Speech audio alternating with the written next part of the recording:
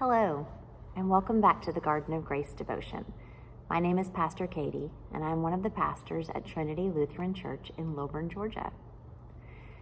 Today, I am sitting in front of a bunch of microphones. There are quite a few behind my head, too. I'm sitting in front of a bunch of microphones today because the topic for the garden devotion today is around how we use our words with one another.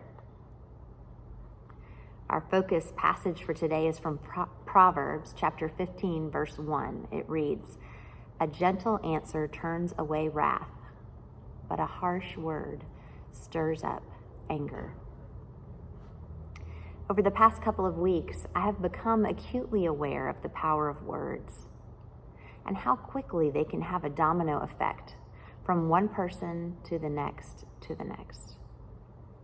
Recently, I've had positive experiences where the kind and unexpected words, sometimes even of strangers, have buoyed my steps and positively impacted my interactions with the next people that I came into contact with.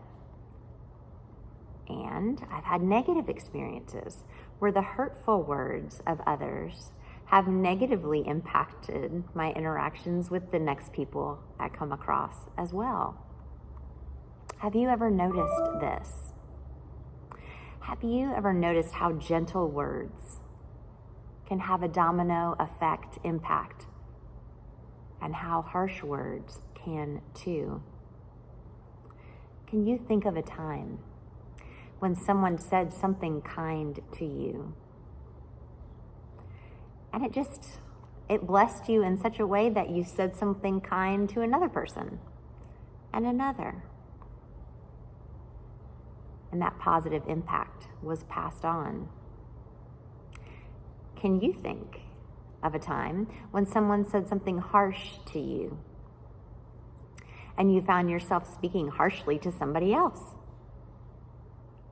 It's so easy to see this in families a lot of times. Somebody gets frustrated, and then they speak with frustration to somebody else, and then the next thing you know, everybody's frustrated. It can happen quickly. Recently, I read a devotion from A Pilgrim's Almanac, written by Edward Hayes, that really opened my eyes to this theme. The devotion on this topic was written for July 16th, and it's entitled "A Piece of My Mind." In the beginning of the devotion, Hayes talks about how frustration and anger lie just below the surface for so many of us. And I think, my goodness, that has been so true. You know, there's so much anger and frustration right below the surface.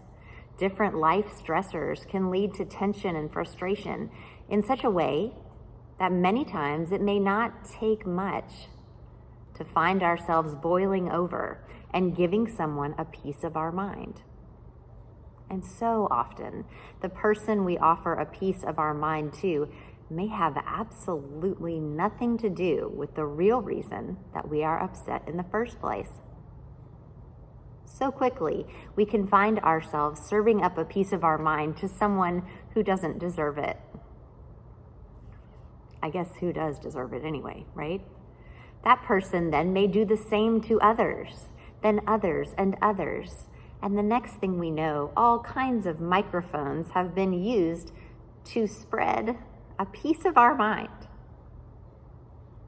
through others all over the place.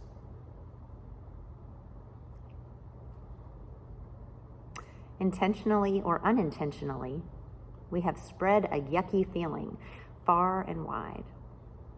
In his devotion, Hayes asks some popular, thought-provoking questions. He wrote, "What possible harm can come from letting off a little steam? So what if I respond in justifiable anger to my neighbor or my wife or my spouse? Who is harmed by a small explosion?" He goes on to write, Dominique Henry Pyers, the winner of the 1958 Nobel Peace Prize, once said, If an atomic bomb falls on the world today, if an atomic bomb falls on the world tomorrow, it is because I argued with my neighbor today. The quote from Dominic Henry Pyers, the winner of the 1958 Nobel Peace Prize, is, if an atomic bomb falls on the world tomorrow, it is because I argued with my neighbor today. I read that statement and I thought, wow, how easy it can be to forget that we are all connected, that our words and actions have a domino effect, impact on the world around us. In his devotion, Hayes goes on to suggest that rather than offering others a piece, P-I-E-C-E, of our mind, through spending time in prayer and constantly watching over our thoughts, undergirded by the grace of God, we may instead be able to offer others a P-E-A-C-E, a piece from our mind. What a difference words can make. The words from Proverbs ring true. A gentle answer turns away wrath, but a harsh word stirs up anger.